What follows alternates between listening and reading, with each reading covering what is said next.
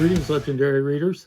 Welcome to Larry's Legendary Library, where I explore science fiction, fantasy, and other bits and bobs. Well, last week I introduced my taxonomy, a way of classifying science fiction to kind of help me wrap my mind around it a little better.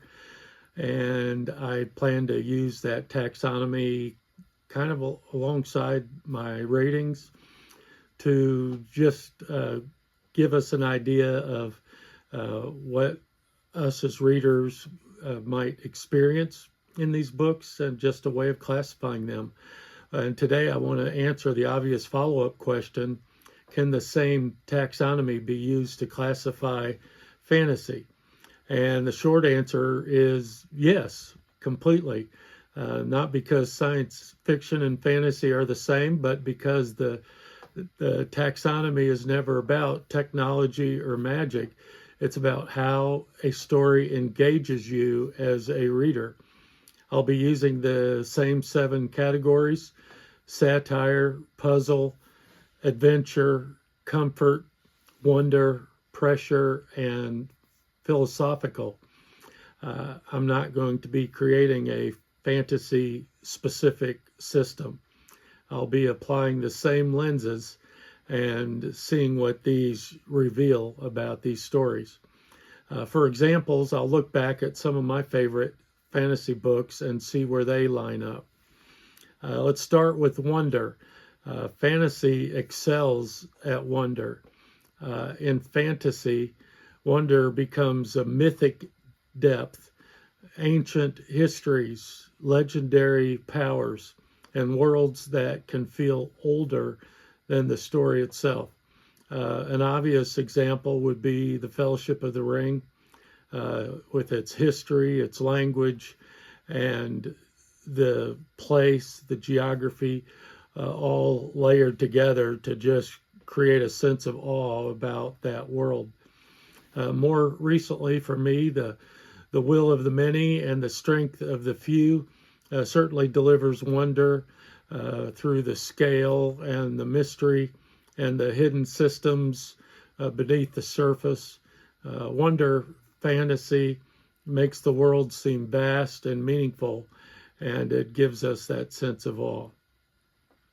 Pressure fantasy asks what happens when power has consequences.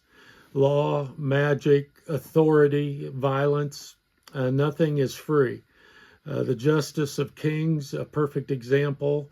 Law itself becomes a source of moral strain. The blade itself applies pressure brutally by showing what heroism looks like when it fails.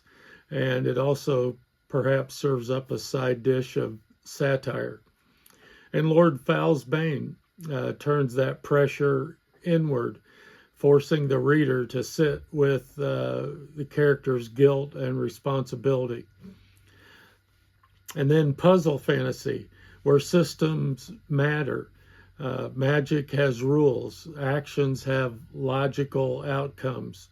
The magic of Recluse is almost a case study in cause and effect, balancing chaos and order. Mistborn, The Final Empire, is a puzzle-driven fantasy at its most accessible, with its magic system and how all that works and how it works to solve that system.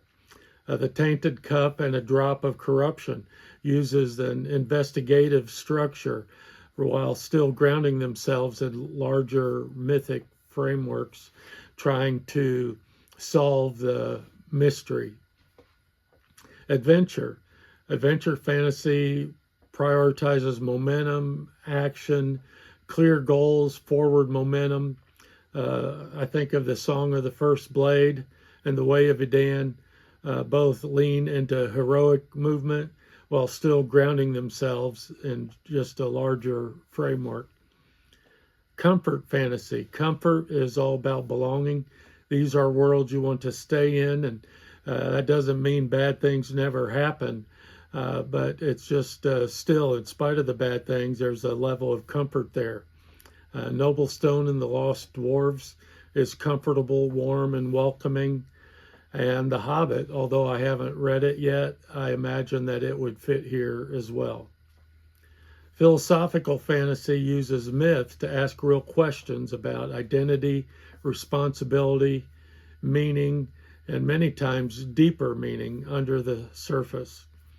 Seventh Son reframes American folklore into a story about destiny and choice. And the Book of the New Sun, these books linger after the last page. Again, not only that meaning, but the deeper meaning that's there. And then finally, Satire, which I haven't read a lot of satire fantasy, but I think The Blade itself and the Joe Abercrombie books have that as a secondary classification, that satire with a grim smile. Fantasy isn't just about comedy, it's critique through exaggeration.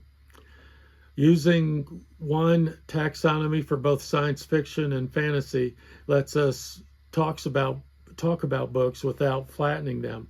I'm not trying to pinhole these books. I'm trying to make a classification system that helps me wrap my head around these books. The Fellowship of the Ring and Dune aren't the same kind of story, but they both lean heavily into that wonder, and that is useful information for us as readers. So going forward from here on out, when I review fantasy, I'll include that same taxonomy classification that I use for science fiction.